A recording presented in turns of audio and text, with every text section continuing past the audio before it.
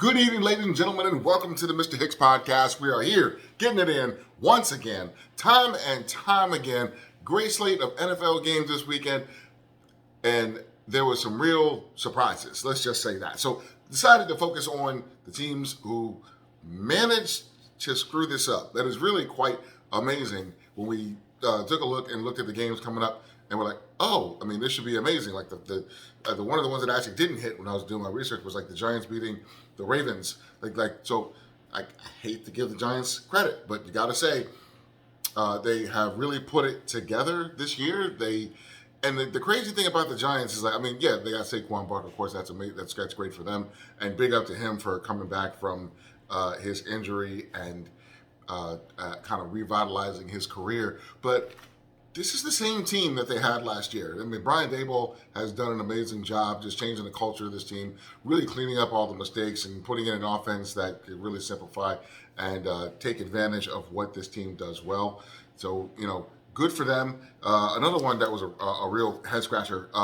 The Falcons beat the 49ers. That's one of those games where you kind of look at that and you go, what happened? Like, I can't imagine. I mean, the 49ers were not amazing, but the Falcons are pretty bad. Both of those teams are now 3-3. Jimmy Garoppolo, I mean, this is turnovers just seem to be the theme for this weekend. Jimmy Garoppolo threw for 296 yards, but he has also had 2 touchdowns, had 2 interceptions.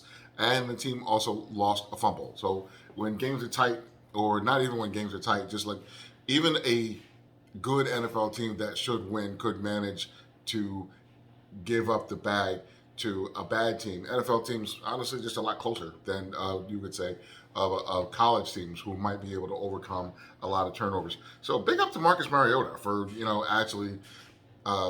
actually not really. It's one of those weird stats. He was 13 of 14, so he had 13 completions, and he had an amazing completion percentage, which is great, except for the fact that he only threw 14 passes. So it's like they didn't really seem to trust him to move the offense, and also, but the thing is, he did have 2 touchdowns passing and 1 rushing, so give him credit for that.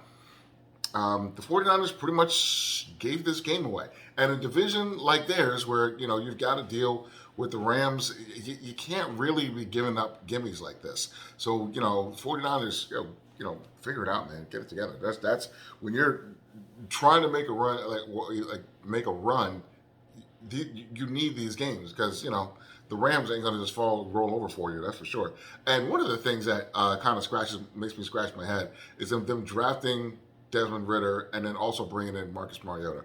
So it's like, obviously, Mariota is a stopgap. This is his last opportunity to do anything in the NFL. And then you bring in and you draft Desmond Ridder. I believe he was a 2nd or 3rd round pick. And I believe he was like 35 years old when he got drafted. One of those guys that's just in college football for a long time. And not that he wasn't a very good quarterback for Cincinnati, but, if quarterbacks are going to pop, they usually pop a little earlier than this, and they come out in the draft, earlier. And I think because of the COVID year and because he didn't, the red shirt or what have you, he's been in college for a long time. So what are you going to do now when you're a bad team, when you're going to be in the top of the NFL draft of a year where they're going to have a lot of quarterbacks? So I'm like, so you've got Will Levis, you've got Bryce Young, you've got C.J. Stroud, you got your boy Hendon Hooker who's coming up and doing the damn thing. So are you going to draft a quarterback and then basically what do you do with Ridder at this point? First of all, you're just kind of admitting that he wasn't the guy and didn't develop, but it's only been a year. So to me, when you're deciding you want to draft a quarterback, you really should be looking not just at this year, but you should also be looking at the year after that. Are you going to be any good this year? Because if you're not, you might as well wait until a class that's going to have a lot better quarterbacks. So the Jets beat the Packers 27-10. Nobody saw that coming. So, good for the Jets for turning it around. Really, honestly, just a great time to be a football fan in the state of New York. I mean, the Bills are amazing. The Jets are respectable, which is really hard to get my head around. And the Giants are 5-1 and surprising to literally everyone. So, good for New York. Breece Hall on the ground, really killing it. 20 yards for 20 rushes for 116 yards and a touchdown. And then Zach Wilson comes back 10 yards, 10 completions of 18 attempts for only 110 yards, no touchdowns. But, he's a young guy coming back off an injury. Didn't lose you the game. This is definitely not one that anybody expected him to win. Aaron Rodgers, poor Aaron Rodgers, the poor weirdo, 26 for 41 for 246 yards and a touchdown. And boy, you must be missing that Devontae Adams thing. I mean, Devontae Adams is not living real good either. The Las Vegas Raiders are really bad, and they're in a division that's really good. So it's kind of hard to tell whether they're really bad or they just got really good competition. Either way, it's going to come up to a bad record end of the year. Bills and Chiefs. Bills and Chiefs was an epic football game. That was just down to the wire. Really great quarterback play. Two of the best young quarterbacks in the league. First of all, Josh Allen, fantasy. He was 27 of 40 for 239 yards, 3 touchdown passes. Stephon Diggs, again, that dude. He is 10 catches for 148 yards and a touchdown. So, Diggs finally gets a quarterback that can really make great use of his skills. Amazing ball skills, great speed, really good route runner, just the total package as far as having a number one wide receiver. Anybody would honestly be lucky to have him. And unfortunately, Patrick Mahomes, even though he had good numbers, he's not having the same success as he's had in past years. He was 25 of 40 with 338 yards and 2 touchdowns, but he also threw 2 picks. And he threw the last interception in the fourth quarter when they had a chance to come back and make something of this game. The receivers, they really did not much on the ground. That is surprising to me. Now, mind you, Bills' defense is really good. However, I mean, the running game was just non-existent. Their leading rusher was Clyde Edwards-Helaire, who had 9 rushes for only 33 yards. So I don't know if that is a product of an amazing defense or a really suspect run game. Their run game really hasn't been much near this. But even with the loss of Tyreek Hill, the receivers actually did pretty well this evening. So you've got Juju Smith-Schuster had 4 catches for 113 yards and a touchdown, and then Travis Kelce chips in, always doing his thing. So he's 8 catches for 108 yards. And we were talking earlier with my son, and I said, there's really there are things that you can't measure. And one of the things that I believe is that the effect of a great running game and the effect of a great passer. If you got a dominant running game by the fourth quarter, running backs, it's just the offensive line is just teeing off on your defensive line. Your running backs are just having fun running through it. You got a great defense, a great run game.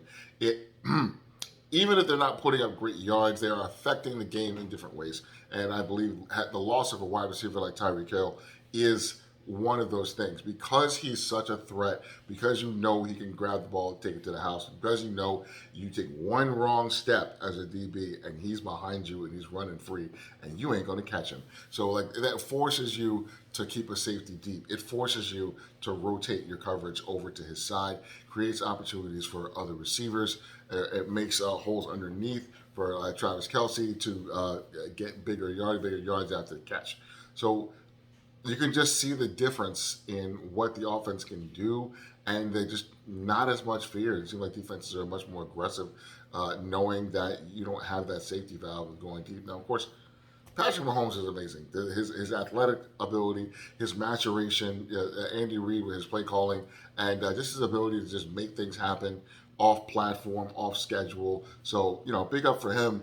He's still, of course, an amazing quarterback, and I believe you looked at what is going to be the AFC Championship game again this year, and really enjoyed the game. Just really nice to have some good football. Something that we're going to be getting into a lot more this year, and starting last night, was the NBA. So this is what we do. We do college football, we do the NFL, and we do the NBA.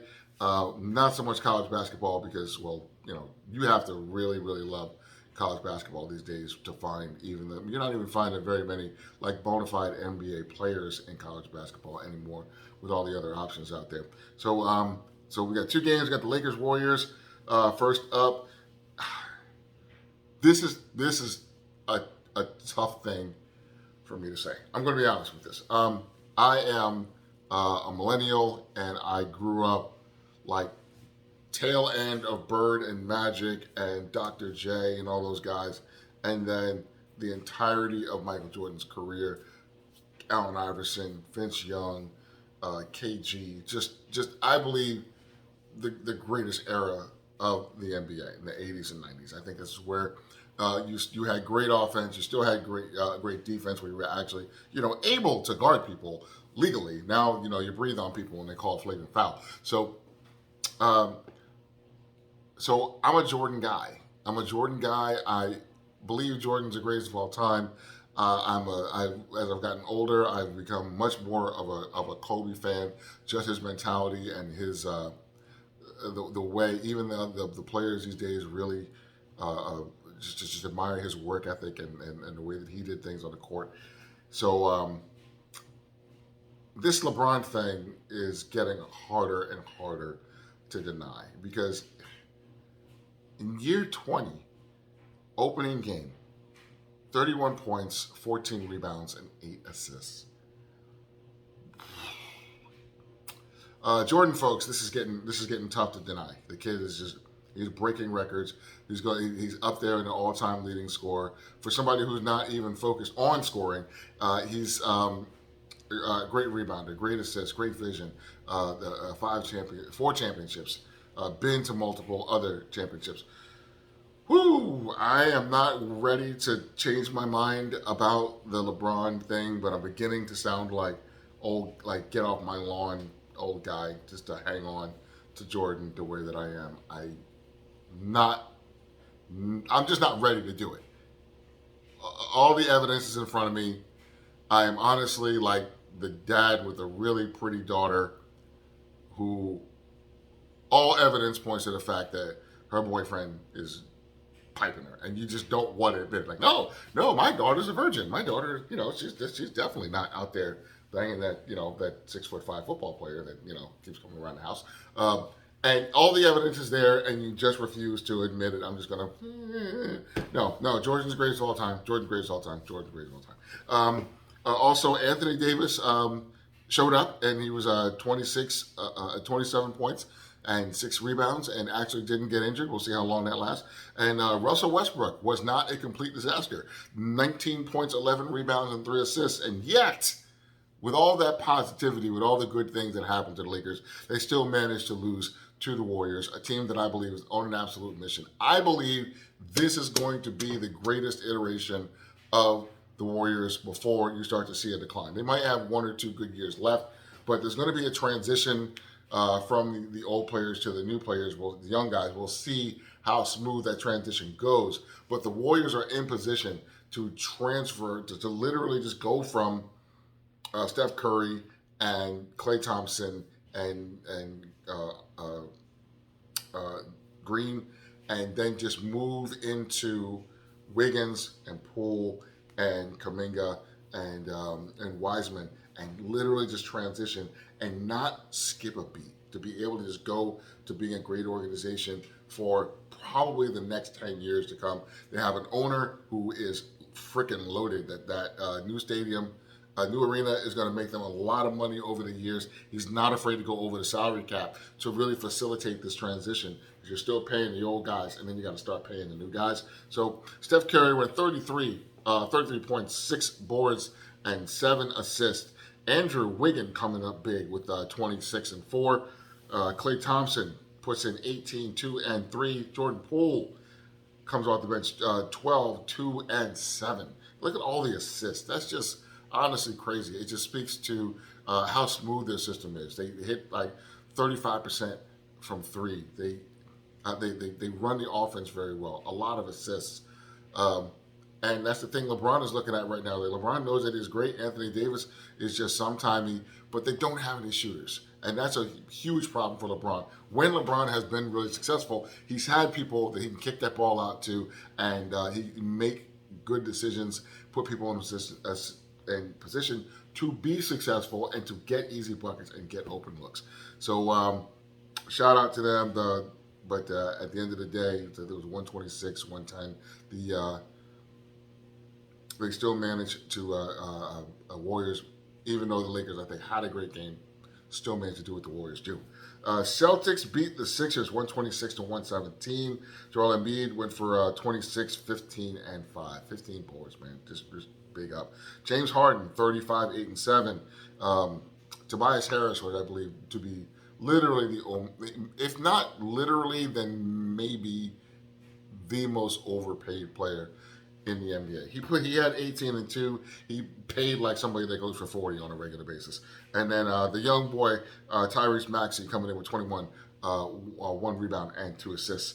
It was as much as I like what the Sixers do on offense, there are times when they go through just stretches of they just can't buy a bucket. It's very much a slow half court game, and that's because of James Harden. James Harden's not the player that he used to be speed wise. He's not going to go by you. I don't even know why anybody's buying that step back anymore, because he can't go by you. It's like I can understand when you have a threat of somebody driving to the basket behind it, but you know he's going to step back. You know he's not going to go by you.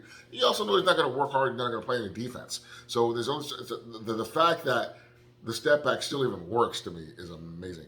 But he hit some really big threes in this game, so good for him for that. But like I said, I really liked when he was out of the game, and when Maxey was in the game, you can see that this team can run, this team can go play with a lot more pace. But when Harden comes in, it's slower. It's not bad. It's a lot of, he likes to dribble the hell out of the basketball, but he's got a nice pick and roll game going with Joel Embiid. They got PJ Tucker, so it's like they've got size, not great shooting, but good enough shooting. When you look at the starting rotation, but they end up falling to the Celtics, who honestly just played a lot better. When Jaylen Brown and Jason Tatum are cooking the way they did last night, it's really hard to stop them. They've got young legs. I think they're like 26 and 24.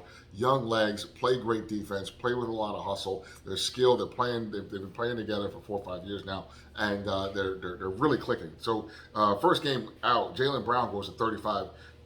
3 and 2. Jason Tatum goes for 35 and 12 with 4 assists. They also pick up Jonathan Brogdon. Brandon Brogdon, whatever. They come up with Brogdon. He was 16, 2 and 4. This is something I thought was sorely missing from the Celtics last year. They just didn't have a true point guard. Having Brogdon on the floor to be that primary ball handler, getting everybody in position. You still, Tatum is still going to dominate the basketball. But with the three of them there, you got a true point guard now. And now you got multiple players that can handle the basketball in clutch situations. Good for them. There's 6 players in double figures. That's really hard to deal with. And they just had a lot of assisted plays, so you had a lot of more easy baskets. The Sixers, a lot of times, the scoring just seemed labored. Like, not that it was bad. It was just slow, plodding, methodical. And when you eat up a lot of clock in order to get points up, get shots up in the half court. I'm not really happy with the amount of time that Joel Embiid plays on the perimeter. There are a lot of times where even though he's dominant inside, he gets away from it. He's taking a lot of threes. He's taking open jumpers. I'm glad he can hit them. I just don't want him to live out there. And I just, the big man, potential MVP every year, I think. And I just wish. I'm an old head. I like my big men to be big. I like my big men to play big. It's nice that you can hit those things, but I really believe making a defense collapse on you, rotating the ball around, getting open shots for your shooters is still such a great formula.